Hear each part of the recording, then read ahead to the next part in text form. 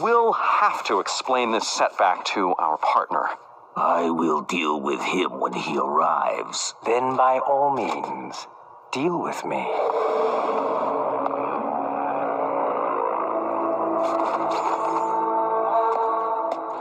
Ra's al Ghul, we finally meet face to face. Hello, Bots and Books fans, this is Scorp1701, and tonight we are taking a look at the GameStop exclusive Batman vs. Teenage Mutant Ninja Turtles 2-pack of Ra's al Ghul and the Shredder. This is our last 2-pack of this series, and they decided to end it with the villains, which I think was an okay decision. And after we review this 2-pack, what we'll do is we will jump in and take a look at all the figures and decide overall if it was a good set or a bad set. And of course, it will just be my opinion. So anyway, jumping into the box, you can see it is in a large window box. You can see only at GameStop here at the top. Batman vs. Teenage Mutant Ninja Turtles logo here. Ra's al Ghul and the Shredder action figure 2-pack. And you can see Ra's al Ghul, the Shredder accessories. And over here you have the DC Collectibles direct from the source sticker, which is kind of hard to see, but it is up there. Nice silver foil. On the top you have the Batman vs. Teenage Mutant Ninja Turtles logo. On the bottom you just have some words and barcodes and credits for the box. Nothing too great. On this side of the box you have the Nickelodeon symbol, and coming down you have the person who sculpted the set, so that's pretty. And you have DC Collectibles at the bottom. On the back of the box you have a shot of all the characters in the line and of our current two, Ra's al Ghul and the Shredder, and zooming in we can get a good read up of the series. You can read the first paragraph there, but the second paragraph is what comes with the box sets. That's the Shredder and Ra's al Ghul's stuff. Alright, you can pause that, read it to your heart's content, but we must be going on. So as you can see the rest of the figures in the box like we discussed there, but that's pretty much it for the box. No one wants to see these guys in the box. I know I don't. So let's take them out and see what they can do. And here we have these martial art menaces out of the box, and they look awesome. But, you know, like we've done with the other sets, we can only do one at a time, and what we'll do is we will take on Shredder first. And focusing in on Shredder, he stands at approximately 6.5 inches tall, and he comes with 2 alternate hands, a throwing star, and a canister of ooze or mutagen. We'll go into details on those accessories later, but first I want a close-up of the Shredder. And coming real close in on Shredder, you can see there is not much to his face in there. You can see his eyes sticking out of his nice oriental helmet, and the helmet is done in 2 tones. You have a lighter gray for the front of the helmet, and then the mask, and then the actual helmet itself is dark, and you can see some details in there with the little hinges on the bottom, so that's pretty neat. Go all the way around, not much on the back. Coming down, he does have this little plastic piece here. This is actually a single piece. This piece kind of replicates his cape, but not really, because you can see it is it's a different colored purple, and then you have his shoulder pads here with the spikes coming off. But like I said, that is one piece, and it is attachable, so you could just pull that off if you were so inclined, and then you don't have to have that. So you can just be bare shouldered if you wanted to. But you know, I think it's pretty neat. But that does kind of also show you the detail that he does have some neck details underneath his cape there, so that's pretty cool. And we can put that back on, and then keep going down his body. Well, actually, let's leave that off. So you can see that his suit is mostly red, and you got some purple trim here in the middle for not buttons, but little I don't know what you would call those, laces, I suppose. His arms are nicely done. Nice flesh tone. You got some toon lines coming off to the right underneath the shoulder, and coming down. He has some forearm armor coming down to some wrist and palm blades. There's a little bit of purple under there. Nice skin tone for the closed fist. That's cool. It has a purple belt here with silver symbols there. Don't know if that's actually a buckle or it could be taken off as a weapon or anything. It's just a molded detail as the figure is concerned. It's got the tunic comes at a nice purple trim here at the bottom, coming down to some pants, similar red here. Got some tune lines on the inner thigh there. Has some knee pad armor coming down to his shins and such, so that's pretty neat. Got the nice dark gray, and again with the lighter gray for the blades, as we saw on the arm armor. And then he has purple boots. So the cape is cloth, comes all the way down from the back. It can kind of fold out if you want to, but it's mostly going to hang tight in the back, so that's pretty neat. If we bring this back up, you can see that his boots are a combination of the lighter purple and the darker purple that we see on his gloves, or his armbands here. So that is pretty neat, and that is pretty much what the Shredder looks like. All right, moving on. And for articulation, may be a little difficult with all this armor on, but we'll try to work our way through it. His head can go 360 degrees. It can do a little bit of wiggly waggly, but not much, as you know, as it is kind of stuck in this position, and the helmet doesn't allow it to do a lot of stuff. And the shoulder pads slash collar kind of get in the way, other than for it to go any other way than left or right. Now again, we can take this off, and then you have a little more freedom of movement, so you can see it still doesn't do much for you there. All right, we'll leave that off for articulation purposes. The shoulders, they can go around 360 degrees all the way around like that. He does go in and out. He does have a kind of a forearm swivel, not a bicep swivel. It is built into the elbow joint like most of these figures, which is pretty good. You can see it's just a single elbow bend here. Again, it's kind of hard to see that articulation with the forearm armor there, but it's there. Go up and down. His hand obviously can go around 360 degrees because we do switch those out. So it can go out, and it can go a little bit up and down, but I think that's more for the point you're trying to pull it out of its socket. So the forearm armor is molded in, so it doesn't go anywhere, and these blades are a soft plastic, so they're malleable, so they're not gonna, they are kind of a little bit sharp, but not too bad. All right, he does have an ab crunch, so it can go around, and if you want to try to do it 360 degrees, it will go, but I don't see why you'd want to do that, but that is an option. Coming down to the waist, he does have a waist swivel 360 degrees. Again, not sure why you'd want to do that, but it's there, and that's pretty much it for that. These skirts, his tunic skirts at the bottom, do kind of prevent a little bit of articulation with the legs, so you're not getting up like you normally would, and back you're not getting really much any of that, and side you're not really getting anything with these legs because that is prohibiting them, so that's kind of annoying. You have a little bit of a thigh swivel, but don't do too much because I think it will pop off, and then we'll have a dickens of a time trying to get it back in there. Now coming down to the knee, he does have a double knee bend, which is good. Gets him up a lot of range right there, so that is awesome. So I like the knee bends, and nothing is hindering that. Even the armor is built around it, so that's good. So bring that back, and then coming down to his foot, and your foot goes up, down, rocking around all the way around, so that's good. So you got a lot of good articulation when it comes to the foot. And that's pretty much it for Shredder's Articulation. Moving on. And for the first accessories we're going to look at, it'll be his first pair of alternate hands, which is a pair of weapons holding hands. They have a little bit of openness there, so you can slide some weapons in there or anything, or things.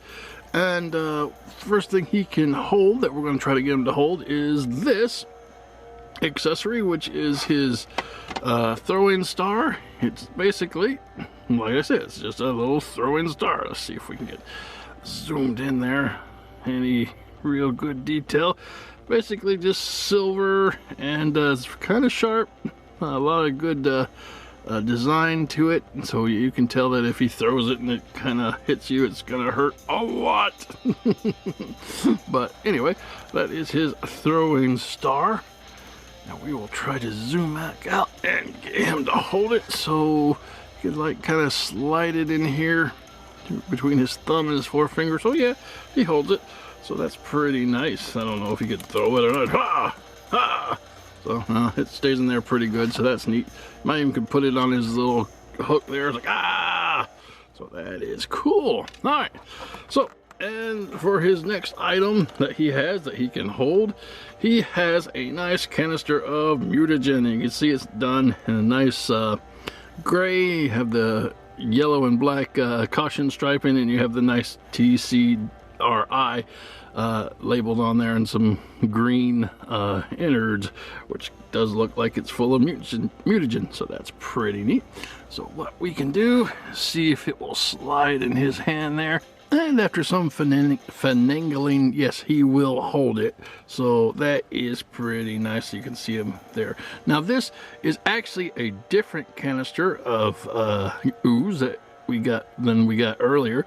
This is the other canister that came with one of the figures, and you can see this is a bigger canister, and the design of the tube is differently, so that is pretty neat. So you get two different sets of ooze.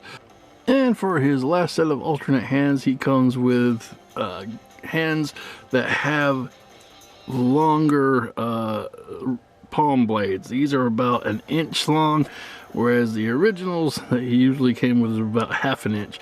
So that's really cool. Looks like he could give Wolverine a run for his money, or Batman in this case.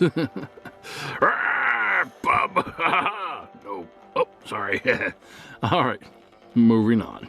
And full comparison, here he is with the NECA Teenage Mutant Ninja Turtles Shredder. And I think these are great comparison pieces. You can tell definitely that they're both Shredders, because you have the same basic designs that make Shredder. His helmet, his blades coming off his shoulders, off of his forearms, his palms, and his feet. So you can see a lot of similarities here and a lot of unique differences depending on the series that you prefer. All right, moving on. And for comparison, here he is with the Turtles of the line, and they're about ready to kick his shell. All right, moving on. And for our last comparison, here Shredder is taking on the Bat family from the line, and that looks pretty neat. Shredder is very imposing for Batman, I think. All right, moving on. And that has been the Shredder. Now, since we've looked at the leader of the foot, let's take a look at the head. The Demon's Head. Ra's al Ghul. And coming in at just under 6.5 inches, we have the Demon's Head, Ra's al Ghul. And a lot of people will argue with me that his name is Raz. I will never call him Raz. His name will always be Ra's to me. That's how they pronounced it in Batman the Animated Series, and that is how I will always pronounce it. Ra's al Ghul. Ra's al Ghul. Bah!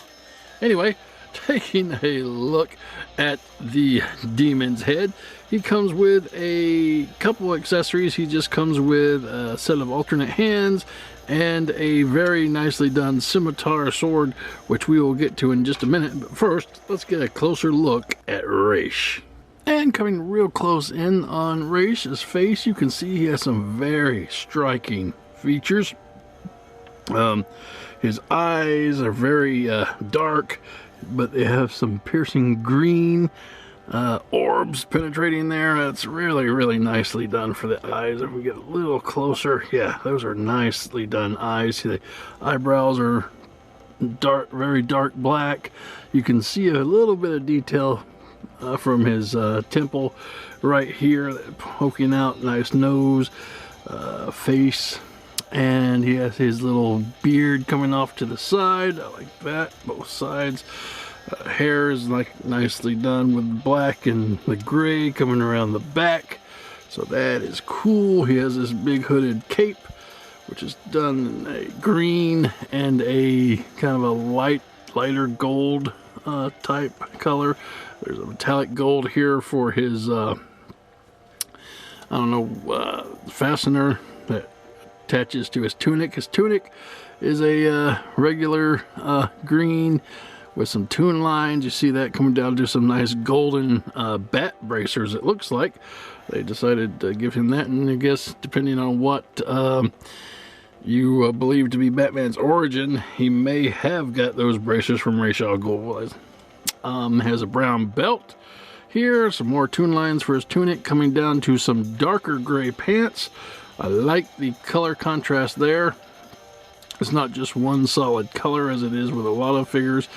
And he comes down to some nice brown boots. You have the boot itself with some darker straps in the middle of it there, so that's pretty cool. The cape is interesting. It is nicely done in a green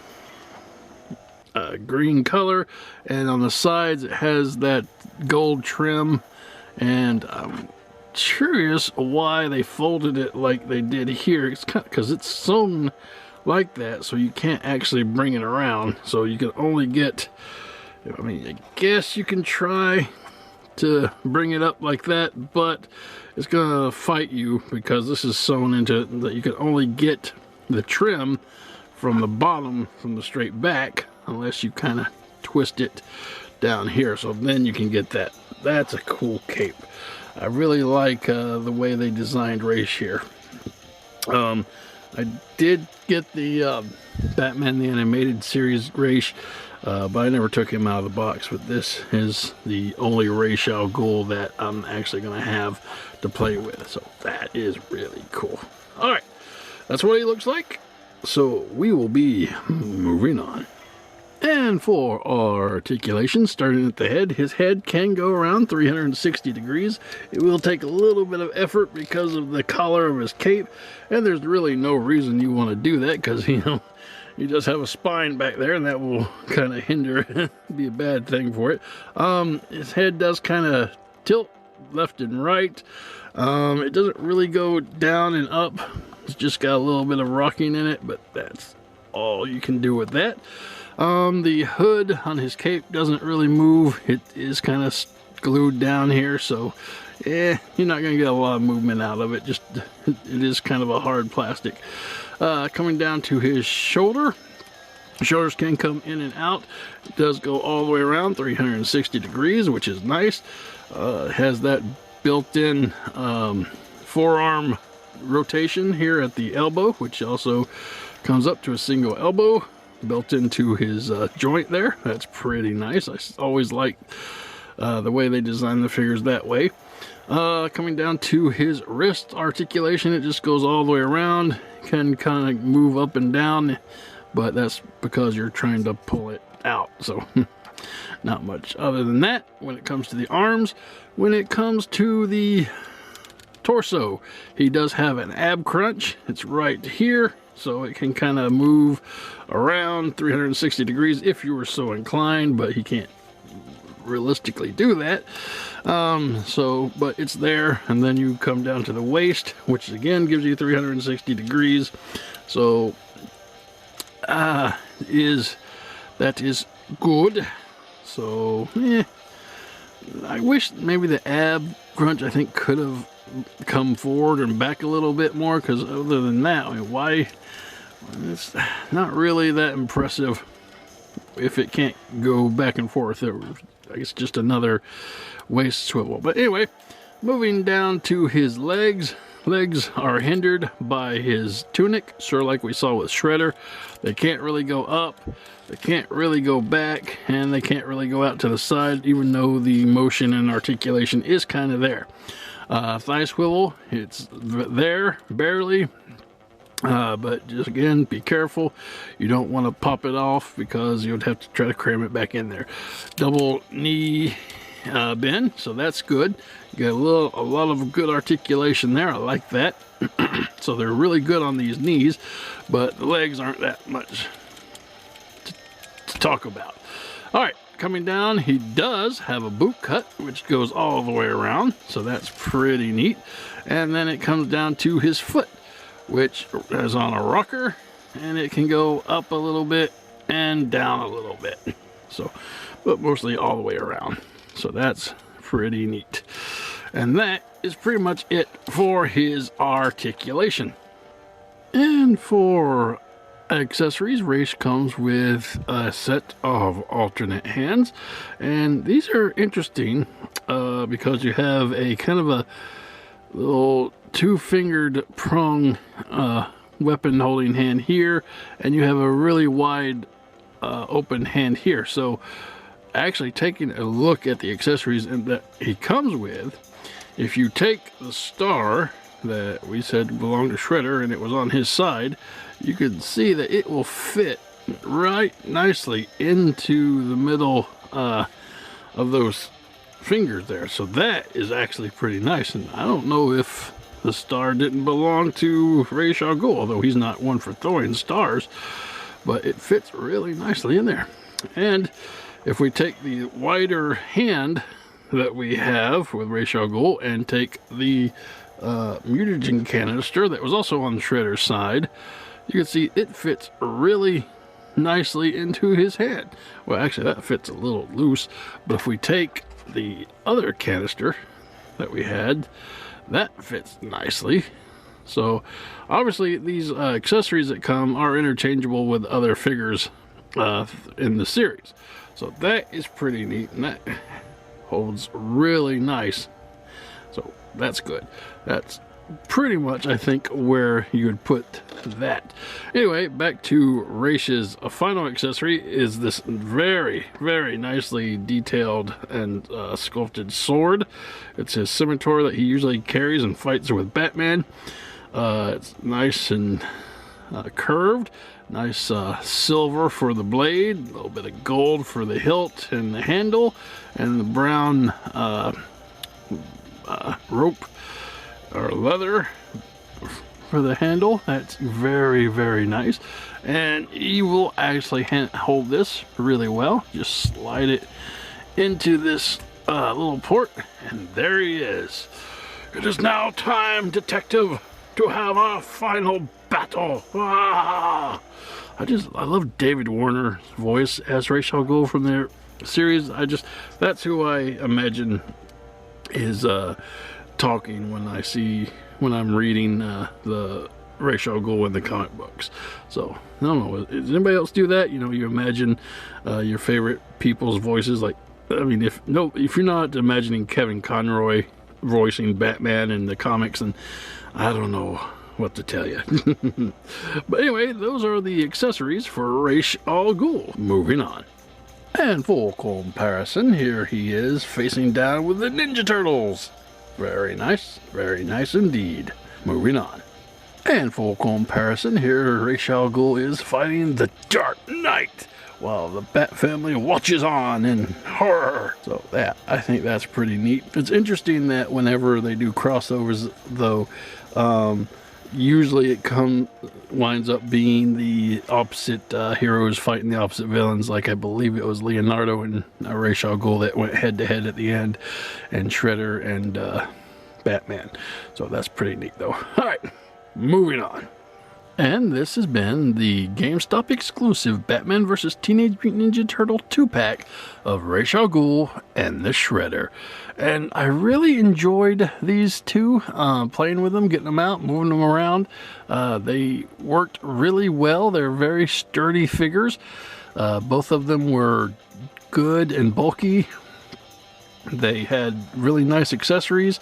I like the paint jobs. I like the way that they put them together. The cape on Ra's al Ghul is kind of interesting. I'm not sure why they sewed it the way they did. I guess that's just maybe how it would look in real life. But the two-tone, the little trim at the edge of the cape was nice. His sword was cool, and his hands, you could just, I guess you got different hands for different accessories in the wave, but that was neat. Coming to Shredder, I think they did a real good job with him, giving him the option, taking off the shoulder pads and the little neck thing. That was an interesting concept. I like the way they did his blades and his armor. His costume was really nice. So yeah, I think these two offered a lot to the line, and I was very happy to play with them, and I recommend these two. Well, kind of, sort of, and we'll get into that in just a minute. So basically that was the review for these two guys. Now what we're going to do is take a quick break, and when we come back we're going to talk about the line as a whole. Be right back. And with Shredder and Ra's al Ghul, that will wrap up the series of Batman vs. Teenage Mutant Ninja Turtles and the GameStop 2-pack exclusives. So this is usually the part of the video where I break down the series and I bring out some categories and say, this is what I thought, and this category, the figures scored this. But I'm really not going to do that this time, because really, I wasn't that impressed with this series. And don't get me wrong, it had a lot of great potential, and it did a lot of great things right, I think. But for the most part, we'll get with the negatives first, I guess, because you want to end on a high note. The figures were made from very, I think, bad material. I think the plastic was brittle, and I think it had the tendency and the actuality of breaking on you. The weapons, I broke Leonardo's swords, and I wasn't really that hard with them. They were very firm and brittle. Donatello fell almost completely apart on me. His bottom half of his legs, they broke apart, and I figured I was almost done with the series. If I couldn't get him back together, I had to super glue him. But, you know, even though some of them didn't break, they did feel very, very scary to manipulate. The hand joints on like Robin and Batgirl were very, very small, and trying to get those on there was difficult. And I think you have a propensity to break those little ball joints. Batman's feels are really, really loose, and if it's not like sturdy, you're not going to be able to put the hand on. So I thought that was an issue. And pretty much, I guess those were the big ones, but those I think were serious killers, you know, depending on who you are and what you are looking for. Because if you can't play with your toys, then that's the thing, and if you can't display them without them like breaking on you, then that's a thing. So anyway, but for the good part, they were sculpted very nicely. The paint was great. They looked exactly like they did in the Batman vs. Teenage Mutant Ninja Turtles animated movie.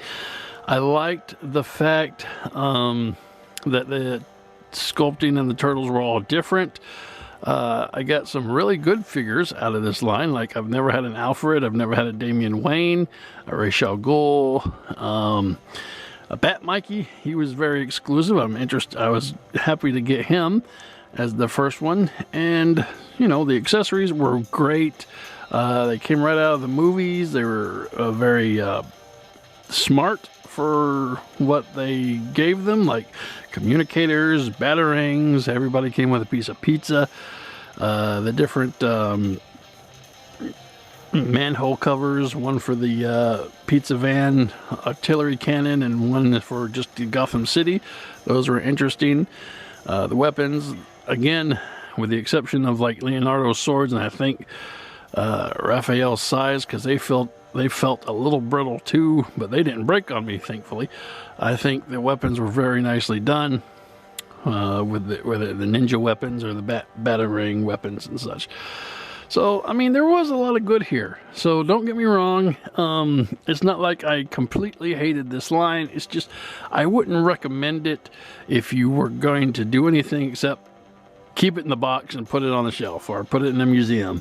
If you want to bring it out to try to pose it and just put it on the shelf, that might work. But with Donatello, like I said before, his legs popped off and, you know, they came apart. And some of them feel very wobbly after you've messed with them for a little bit. But for the most part, I enjoyed playing with them. And I don't foresee there being a second line or wave of these. If they were going to do it, I think they would have done it by now. But I think once all of them got put on clearance really early on, they realized, these things suck and they're breaking on people, so we're not going to be able to put any more of these out. They had potential to do the villains. I think that would have been a great opportunity to put the villains in their mutated form in. You know, you had Joker as a snake, Harley Quinn as a hyena, Mr. Freeze as a polar bear, and a few others. And I think that would have been a great line, and you could have put Batman and his mutated self in there. But anyway, I don't think we'll see those. So that is it. That is the Batman vs. Teenage Mutant Ninja Turtles GameStop exclusive 2-packs. And I hope you guys enjoyed the reviews. I hope you didn't find me too critical of them. But if you like them, hey, go ahead, go out and buy them if you can still find them in GameStops or on eBay. And just be careful when you're playing with them, okay? Well, till next time, guys, I hope you have a good night and keep playing.